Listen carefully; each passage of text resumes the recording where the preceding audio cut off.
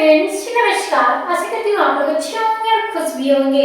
तो video academy 2.0 पे आप लोगों के लिए रोशनी मैम लेकर आ चुकी है बीएड फर्स्ट ईयर से रिलेटेड वीवीआई क्वेश्चन, जिसमें आप लोगों को पढ़ाया जाएगा पैडागोजी ऑफ स्कूल सब्जेक्ट, जो आप लोगों को कोर्स होने वाला है 7 यानी यूनिट 8 कोर्स 7। तो आज आप लोगों का जो भी आप लोगों के कोई भी कॉलेज से हो, बिहार के कोई भी यूनिवर्सिटी से हो, आप लोगों को अगर बीएड कर रहे हैं तो आप लोगों को रोशनी मैम का वीडियो में स्वागत है और सारा अभिनंदन है। तो आप लोगों को आज मैं यूनिवर्सिटी से कोई भी बीएड कर रहे हैं तो आप लोगों को क्लास कहीं से भी नहीं करनी है, रोशनी मैम आप लोगों को करा रही है फ्री और मुफ्त। तो आप लोगों को क्लास करते हैं दूसरी जगह तो आप लोगों को फीस 10 से 100 जरूर नहीं देना पड़ता, 1 रुपया जरूर नहीं देना पड़ता है, लेकिन आप लोगों को यहाँ पे 1 रुपया भी तक नहीं लिया जा रहा है। तो आप लोग फ्री और मुफ्त क्लास करेंगे, वो भी पीडीएस अकेडमी 2.0 पे। तो चलिए आज हम पढ़ाने वाले हैं पैडागोजी स्कूल सब्जेक्ट, जिसमें आप लोगों को पढ़नी है क्या है, सामाजिक विज्ञान का शिक्षण शास्त्र। चलिए हम लोग क्वेश्चन की ओर बढ़ते हैं। तो आज आप लोगों का क्लास जो 10 होने वाला है, आप लोगों का 10वां क्लास आज पढ़ाया जाएगा।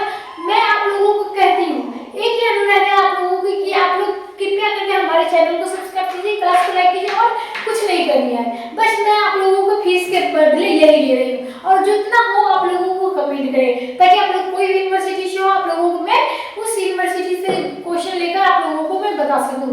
तो चलिए यहाँ पे क्वेश्चन क्या है, तो क्वेश्चन आप लोगों का रहने वाला है यूनिट 1 से और पैडागोजी ऑफ स्कूल सब्जेक्ट से, यानी आप लोगों को क्या है, तो क्वेश्चन आप लोगों को है निवात्मक प्रश्न के गुण दोषों से संक्षिप्त का विवरण दें और मूल्यांकन की विधि को परिविधियों में लिखे। क्या करना है, तो यहाँ पे निवात्मक के प्रश्न को गुण दोष बतलाना है और मूल्यांकन की विधि परिविधियों पर क्या करना है, तो उसके पे लेख लिखे हैं।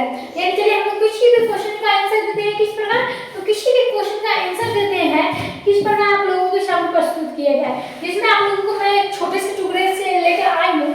क्या है, तो मूल्यांकन की विभिन्न प्रविधियां, यानी निबंधात्मक परीक्षा हमारे देश में इस परीक्षा के अधिक प्रचलन है और इस परीक्षा के अंतर्गत छात्रों को कुछ प्रश्न के उत्तर निश्चित समय में देने होते हैं। क्या कहते हैं, तो निश्चित समय में देने होते हैं। इसमें छात्रों का अभिव्यंजन, सुलेख शक्ति, लिखने की शैली, भाषा के अधिक प्रभाव पड़ता है और आत्मगत जो तत्व के प्रधान क्षमता होती है वो किसके द्वारा होती है, तो छात्र अपने विचार के व्यवस्थित रूप से व्यक्त करने में सीख जाते हैं। यह बालकों के आदान प्रदान की निःशुल्क रुचियों के संतुष्ट करने की सहायता है और इस परीक्षा प्रणाली में कुटु आलोचना की जाती है और परंतु यह परीक्षा प्रणाली छात्रों की रुचि को संतुष्ट करती है। क्या कहती है, तो रुचि को संतुष्ट करती है, जिसमें क्या है, तो जिसमें आप लोगों को पहला पॉइंट निवात्मक परीक्षा प्रणाली के दोष में पढ़नी है। आप लोगों को गुण और दोष दोनों ही जानी है क्लास में। तो चलिए क्वेश्चन क्या था, क्वेश्चन पूछ रहा था गुण और दोष दोनों क्या क्या करना है, लिखना है। यहाँ पे इस प्रणाली की कुटु आलोचना न की जाती है क्योंकि यह प्रणाली निम्न दोषों में से है। पहला दोष किस प्रकार है, तो परीक्षा का साधन, परंतु हमारे देश में यह प्रणाली शिक्षा के साधन बन गई है। छात्र पढ़ते हैं, शिक्षक पढ़ाते हैं, इसीलिए किस देश के ध्येय इसका मतलब केवल परीक्षा उत्तीर्ण करने या कराने के लिए होता है। पहला दोष यही है जो किसी परीक्षा के उत्तीर्ण करने या कराने के लिए होता है। अब हम लोग यहाँ पे दूसरी बात जो है आप लोगों को क्या है, तो यहाँ पे दूसरी जो है, यहाँ पे इस परीक्षा के छात्रों में ज्ञान तो मिलता है परंतु ज्ञान की व्यवहारिक के रूप में विषय को कुछ भी नहीं सिखाया जाता है। तो यहाँ पे क्या है, अगला पॉइंट विषय है, यह शिक्षालय के कार्य पर भी दूषित प्रभाव डालती है और सभी कार्य इसी को प्राप्ति के लिए छोड़ दिए जाते हैं। इसके कारण जो स्कूल के शासन क्या होती है, तो वो किए जाते हैं, सभी कार्यों को शासन किया जाता है। अगला पॉइंट क्या है, चौथा, तो इसके द्वारा छात्रों का ज्ञान वास्तविक जांच नहीं हो सकती है, इसलिए अवसर की प्रधानता रहती है, इसीलिए प्रणाली की वैज्ञानिकता नहीं होती है। पांचवा क्या है, इसमें परीक्षक के दृष्टिकोण का प्रभुत्व क्या होता है, तो इसमें क्या होती है, तो प्रभुत्व का जो दृष्टिकोण का है वो बहुत ही प्रभाव पड़ता है और एक ही छात्र का एक ही प्रश्न के उत्तर के जांच को अलग अलग परीक्षकों का अलग अलग अंक प्रावधान करने में इनके लिए क्या किए जाते हैं, प्रक्रिया के अनेक प्रकार होते हैं, जिसमें आप लोगों को क्या है, तो दिन भी क्लास नहीं छूटने जाए। आप लोगों को मैं बता दूं, आप लोग अभी बहुत पढ़ने में कमजोर हो रहे हैं। क्यों हो रहे हैं? तोहरों लोगों के बतावे के पड़ी कि का तोहरों जगन्नाथवा बहू कह दिले बिया, तो जगन्नाथवा बहू से थोड़ा दूर रहा और पढ़ाई पर थोड़ा बहुत ध्यान जरूरी देगा, ताकि क्लास करे खातिर या करावे खातिर रोशनी मैम और पढ़ाई करे खातिर रोशनी मैम बा। और ज्यादा देर ना जगन्नाथवा बहू के चक्कर में ना हो तो बीएड के जो एग्जाम होए वाला है फर्स्ट ईयर के अप्रैल में उप में फेल हो जाएगा। तो ये ना जगन्नाथवा बहू से तो दूर रहा और बीएड की क्लास पर रोशनी मैम के साथ तनिका ध्यान दो। चल आगे हम पढ़ रहे और बता क्या है बैठो सामने से। छात्रों की भाषा शैली, प्रश्न के उत्तर के अभिव्यक्त करने की तरीका, सुलेख आदि। यानी दूसरा क्या, परीक्षक के द्वारा छात्रों के साथ पक्षपात पूर्ण व्यवहार में बाधा पहुंचाता है। और क्या है, परीक्षक में क्या है, मनोदशा, यानी मनोदशा की उसकी जांच पर भी प्रभाव पड़ता है। किसमें? तो मनोदशा पर भी जो प्रभाव उसकी जांच के लिए भी प्रभाव पड़ता है। अगला पॉइंट क्या है आप लोगों का? अगला पॉइंट हम लोग देखते हैं जिसमें क्या है, जिसमें आप लोगों को निबंधात्मक की प्रणाली को सुरक्षा करने के लिए बतलाई जाएगी।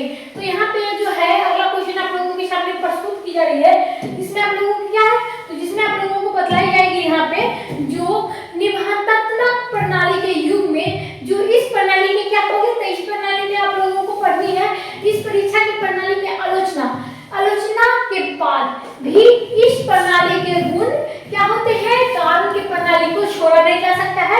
ये गुण निम्न प्रकार में है। तो पहला क्या है, तो पहला आप लोगों को इसमें बालक के कुछ प्रश्न के उत्तर एक निश्चित समय के अंदर लिखने पड़ते हैं। तो इस प्रकार बालकों का समय की पाबंदी का ज्ञान हो जाता है। और अगला क्या है, दूसरा नंबर, यह परीक्षा के छात्रों का तर्क निर्णय शक्ति क्या विकास में सहायक होती है। तीसरा क्या है, यह परीक्षा में बालकों के अपने विचारों के प्रकट करने के लिए पूर्ण स्वतंत्रता प्रदान की जाती है। चौथा क्या है, इस परीक्षा प्रणाली में प्रश्न की सरलता हो जाती है, प्रश्न पत्र के निर्माण करने में सरलता रहती है। पांचवा क्या है, इस परीक्षा प्रणाली में भाषा का ज्ञान परीक्षक हो जाता है। क्या होता है, तो परीक्षण हो जाता है किसका, तो परीक्षा प्रणाली का, जिसमें भाषा के ज्ञान का परीक्षण हो जाता है। अगला क्या है, इस परीक्षा की तैयारी करने में विद्यार्थी को खंड विधि का सहारा लेना पड़ता है। क्या करना पड़ता है, तो खंड विधि का सहारा लेना पड़ता है। इनके दृष्टिकोण से क्या होता है, समग्र विधि का अध्ययन करने में खंड की अपेक्षा अच्छा लगता है और अच्छा लगता है।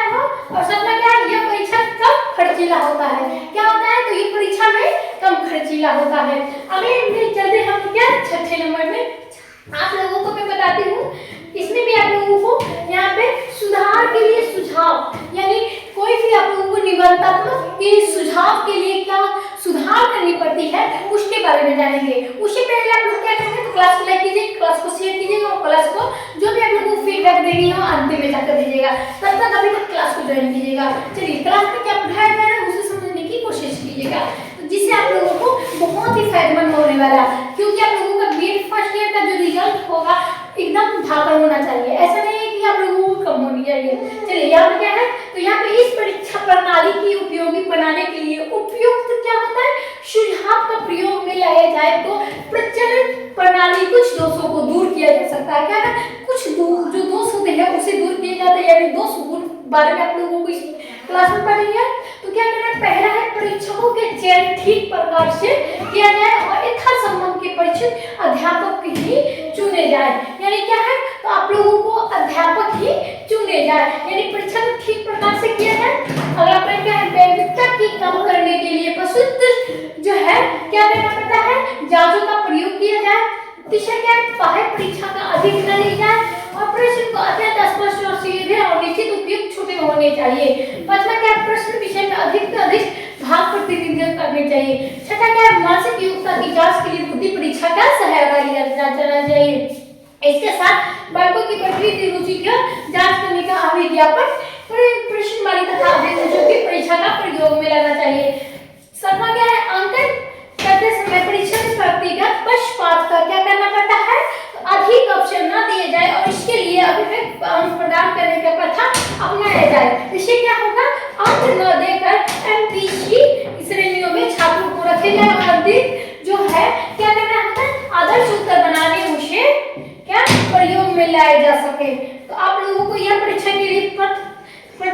कार्य करेंगे तभी आप लोगों को क्या होगा, तो आप लोगों का जो होगा निबंधात्मक प्रश्न का गुण जो होगा, दोष होगा, वो दूर हो जाएगा। चलिए आज का क्लास कैसा लगा रोशनी मैम के साथ जरूर ही बताइएगा और फीडबैक देना जरूर ही ना भूलिएगा, क्योंकि आप लोगों को फीडबैक से मेरा मोटिवेशन बढ़ाएगा। जितना भी मोटिवेशन मैं खुद होंगी आप लोगों को उतने ही अच्छे तरीके से आप लोगों को ना क्लास कराऊंगी, ताकि आप लोगों को हर एक मार्क्स पूरे फुल मिले, यानी कटे छटे नहीं। तो चलिए आज के लिए बस इतना ही। आप लोग चैनल को सब्सक्राइब कर लीजिएगा ताकि आप लोगों को हर एक नोटिफिकेशन आपके पास